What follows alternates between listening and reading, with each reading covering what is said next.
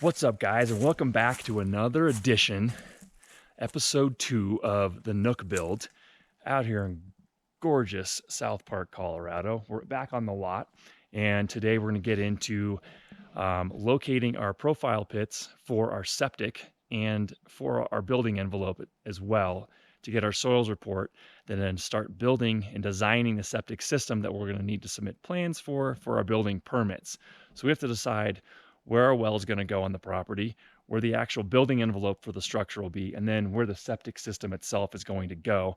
And we're going to walk through all those scenarios with the soils engineer and with our septic contractor as well to kind of get a pretty close to final decision on where we're going to put all that stuff. So let's get started. All right, so here is our site plan with our proposed build located on it, which is what we have to do in order to turn in with our other documents to the building department. So it's our 5-acre lot. We've got our dimensions shown here. Here is the front street. Here is the driveway, about a quarter-mile driveway leading up to our proposed building envelope, and I'll zoom in on this in a second. Got our floodplain dictated here. We've got several culverts already on the site located here for the building department to see as we roll over this area. Now this area actually is a wetlands area. None of this area we can actually build in, which is one of the things we had to go out and look at when we were discussing our location for proposed well and septic. And we got to make sure that we're 50 feet away or set back from this wetlands area. We cannot build in any of this area. We have to be at least a minimum 50 feet away. That's including septic systems, wells, anything of that nature has to be a minimum 50 feet away from this floodplain. And most of this is all wetlands area as well. None of this is really that buildable. And you don't want to build too close to the road when you have 5 acres. You want to be set back. The whole idea behind this is the tranquility and the seclusion of where you can put a structure. So we're going to run with what is already an existing driveway here, and we're going to look at a location right off this driveway in this area. Most of this is all tree lined with mostly aspen. Gorgeous, gorgeous spot to build. So that's where we've dictated all of our proposed kind of setbacks and the location for the main structure. That being said, when we walked with the engineer, I'm going to zoom in for you guys on this, I had proposed putting the well here out towards the kind of front right corner of the property. And then from there, I ran back and dropped my septic tank here and then distribution field on this side further up the property itself. Once we got out there and walked with the soils engineer, we actually came up with a better idea for several reasons. And I was trying to avoid having the septic and distribution field out in this area because we have, you guys have seen before in this Nook, we have 2 glass bumped out areas towards the back end of the property. And I don't want to have that any sort of visual, especially with a mounded system, which is what we're looking like we're going to have for this septic system.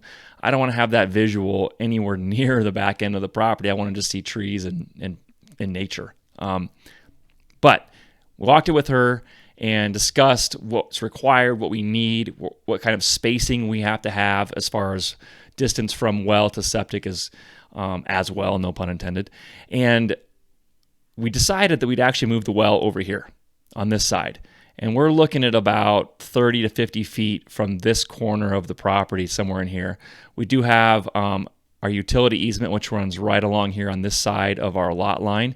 And then we have our utility pole, which is really, it's right here, but this is kind of where I'm locating for our temporary pedestal and possibly our permanent pedestal for power as well, and then pull power in here. That being said, doesn't matter. We decided to move the well over on this side. Now, for requirements for the septic system, I have to be a minimum 200 feet away from well to septic. Okay, so you can see here, this is a 200-foot dimension from this proposed well site to the septic tank, which is going to be buried. The distribution field itself, like I said, will most likely be a mounded system because of the soil and contaminants and the overburden in the area.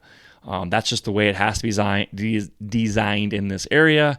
And this tank and this distribution field, we're trying to locate, because of this design itself, a minimum 200 feet from each other. So another reason why I moved this over here. And then we're going to actually stick the tank itself, which again will be buried. You won't see any of that. And then we're going to run our distribution field out kind of in this area.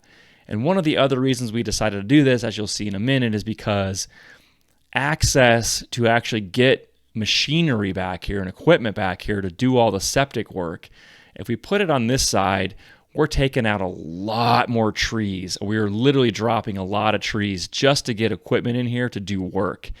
And it was another reason to say, let's go this way. It's less intrusive to foliage, especially the aspen in this area. And we have basically less to cut down, and I have less temporary road to kind of push through to get equipment out to build the septic over here. So well's going here, septic's going here, proposed structure about here right off the driveway, and most likely we're going to turn the building envelope more in the direction of this driveway itself. All right.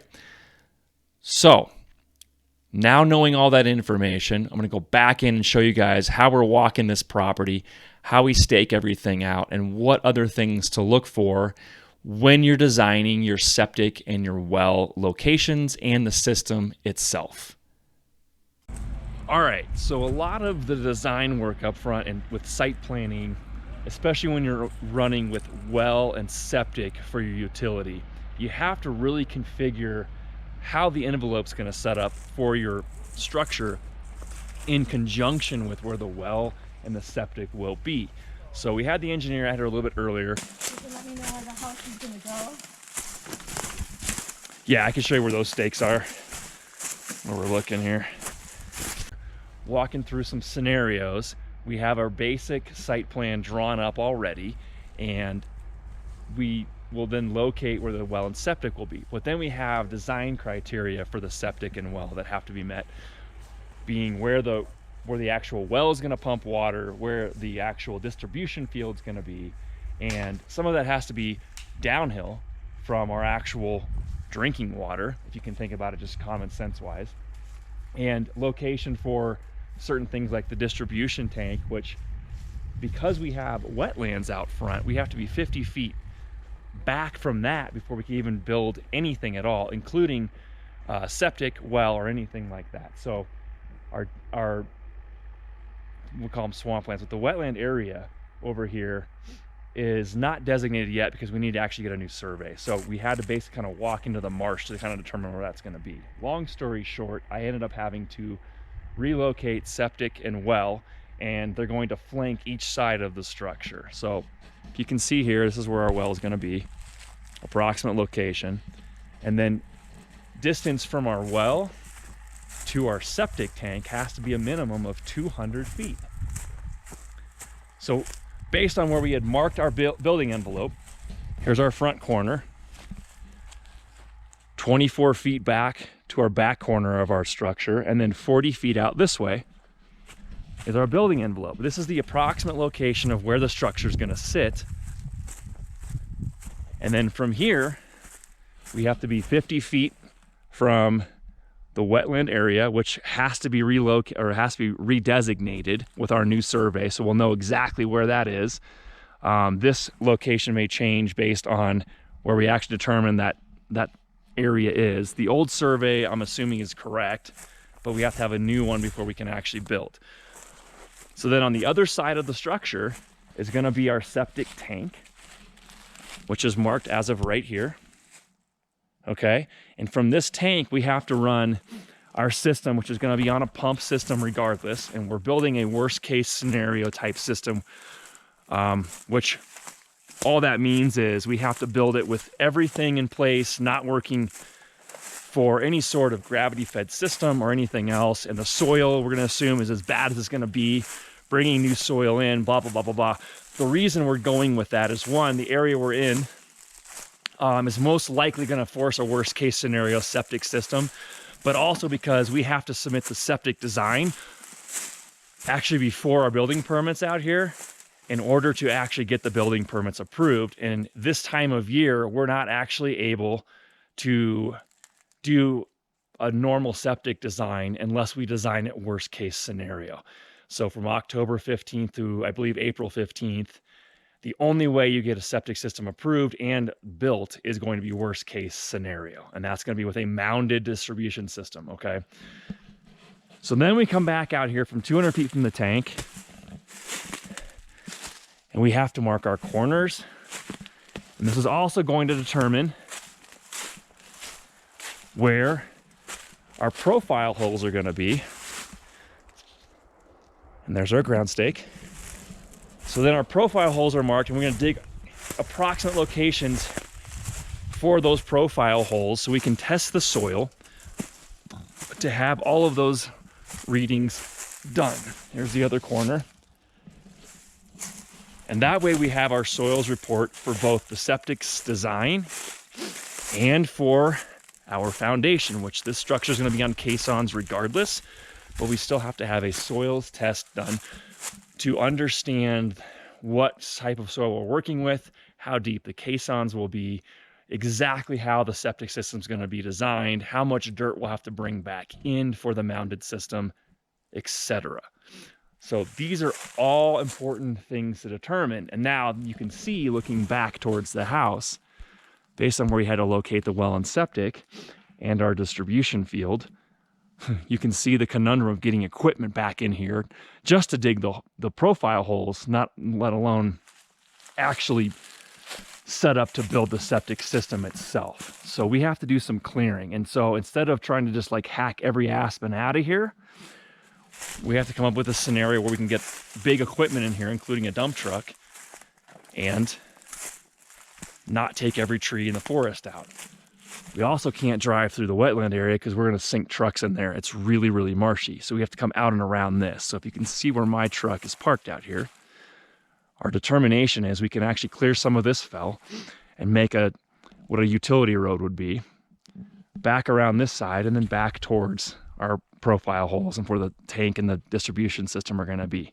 And obviously we're taking down some trees in the process, but stay tuned because we're actually going to repurpose any of these trees that are coming down, and I'll keep it a secret for now, but it's going to be really, really cool and a feature of the house. So stay tuned on that.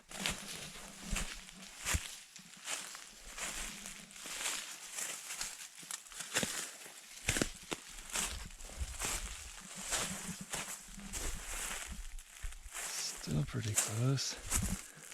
Where are the pins?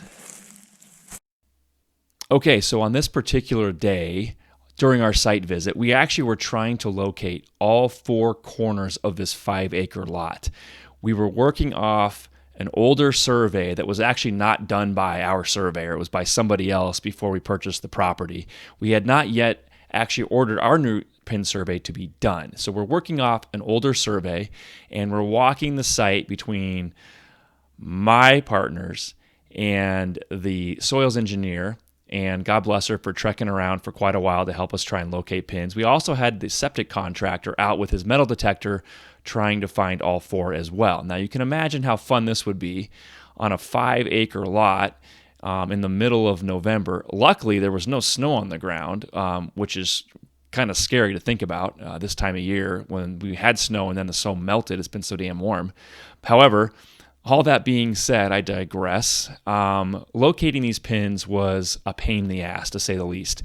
And when you go about this process, the best way to do it is basically to combine this site visit with a surveyor being out there locating these things either ahead of you or during the site visit with your engineer as well.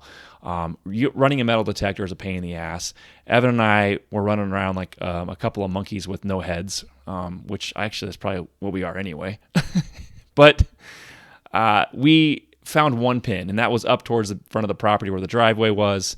The other ones were, we thought we had ideas based on the soils engineer remembering previous work on the adjacent property, and we kind of guesstimated for now. It wasn't crucial at this moment to find all 4 corners and try and run our tapes into locations.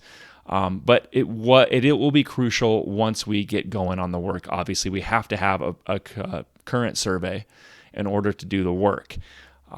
So again, keep that in mind. You want to make sure you have a pin survey before you start any of this work, but it makes it a little bit easier when you're trying to set up distances between utilities and you're trying to mark a building envelope. Again, not as crucial on a 5-acre lot, but it's still important to have them before you start to build. The filter fabric problem and possibly there's enough slope that she'll go gravity. That'd be great. Saves huge amount of money. That would be great. We have to do worst well- case. Can it be reviewed in the spring when? Because the county won't look west of 285 after the 15th of October. Right. So then it goes worst case scenario. Right. But if she designed the worst case and reviews it in the spring, she can perhaps revise that. But you can get your paperwork in, so When's you spring? can. It's Do you know April, when middle of they'll look April at- for them, isn't it? Do you know when they'll look at a profile hole in the spring? But I should caution also, we did the design next door and it had groundwater in the test pit. Ah, Yeah, and I was assuming that was going to happen. Worst case scenario. We'll look at them once they're done, we can look at them and let them know. You did next, you guys did next door. So you should know where that back pan is. Well, You know what? it was definitely there and I'm concerned that their well is over the lot line. Really? I don't know that for fact, but when Well- when you use the Onyx thing, it's really close to the line. I saw two T-posts back there, but it kicked around it, and of course I couldn't use the metal detector, and they were the only ones that I saw standing in all of that So old it probably fence. was where you were at, pretty damn close. How long ago was that, Jennifer? Do you remember? I don't know, they didn't prep the file. Normally I'd have all that info with us. Sure. But we didn't, since we were just doing the initial, we don't have it with us. 2018, Couple 2017, 3 years. something like Okay. that, yeah. Pre-construction. But he did have it surveyed at one point. I don't, so I Yeah. don't know why that, but we couldn't find that back. I then. think It it's a should little be weird. there. Well, and everything's covered with gold, so it's hard to find a lath. That's how we found the front. I Cool. found a lath laying down, so it kind of caused me to metal detect there, and boom. Yeah. Yeah. I think we'll keep this one. We're gonna keep it. It's got gold on it. More intense though.